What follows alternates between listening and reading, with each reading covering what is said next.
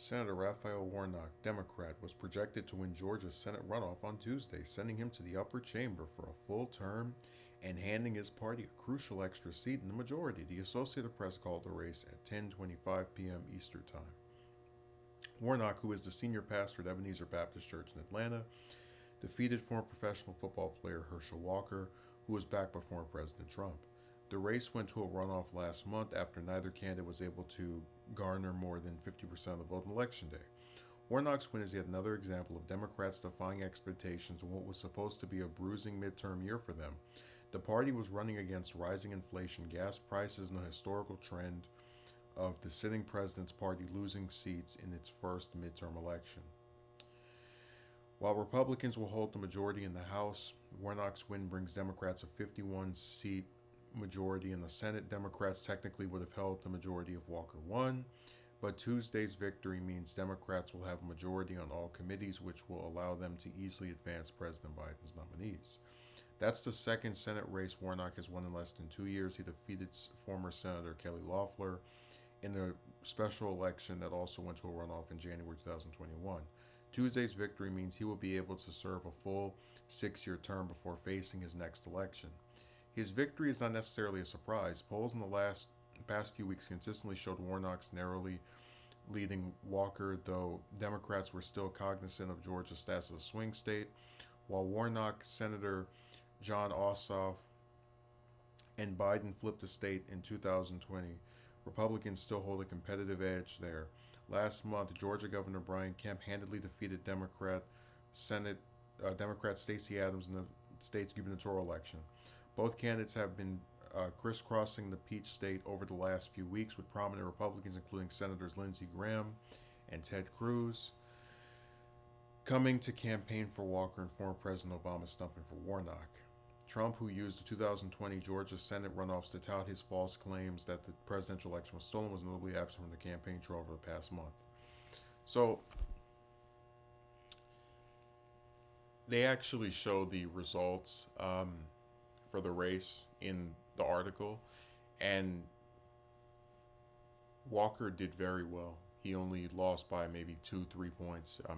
Very, very slim defeat. So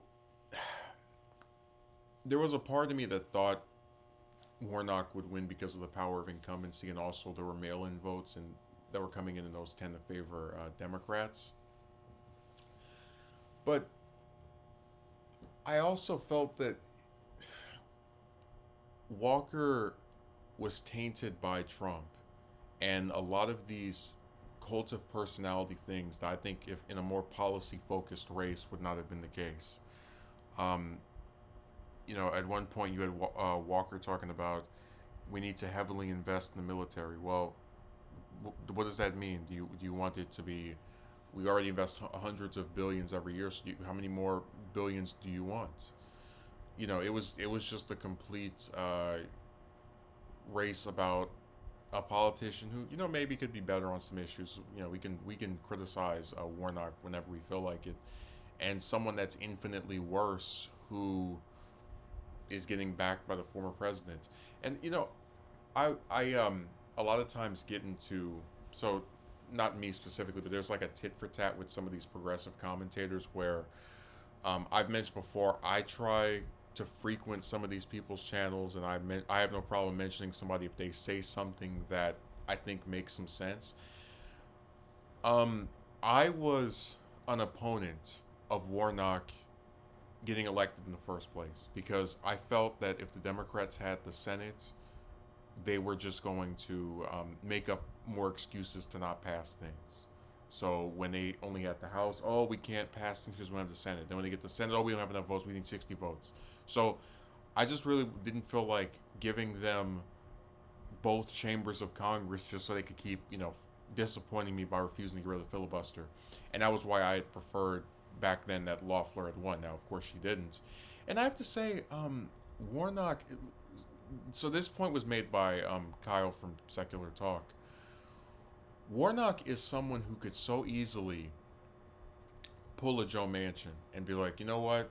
I'm from a red state, and I'm worried that I'll upset the Republicans. I need them to stay in my seat and give us this crucial Democratic seat in this swing state. So I'm going to vote down Build Back Better and every other thing that Biden has. But instead, he goes along with it and is someone who actually pushed harder on the stimulus checks for what was it, $2,000 than Biden did. So he easily could do the same thing Manchin does of being this, roadblock to progress. But at no point could I say that he's ever been that. Um, and I find it really comical that with a lot of these Senate elections, the candidates have a really, when they get elected sometimes, a really interesting way of just kind of surprising you, depending on what happened, what they do after taking over. Because I said before that, Harris as California Attorney General was trash, with all the incarcerations and, we can discuss this later, truancy. But as senator, I thought she was okay. She supported single payer. Again, when she ran for president, she started waffling. But I really didn't have much of an issue with her as a U.S. senator. So sometimes they surprise you in good ways. Other times they don't. And I hope, just to keep on this topic of Manchin, I hope that Warnock winning this seat, because they're gonna. I know from that what they're gonna do. Oh, we need 60 votes. We need to get 9 Republicans. We need to compromise. Blah blah blah blah blah. But what I would love more than anything is for Manchin to no longer be the crucial swing vote. So now that they have 50 Democratic senators that are not Manchin, if he wants to vote with the Republicans from now until the end of time, right? The 49, I'm about to say the other 49 Republicans because he is one of them.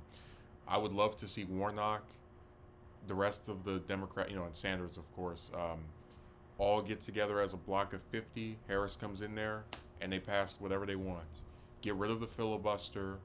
Keep your 50 senators in row, and you can actually see Biden progress with his agenda.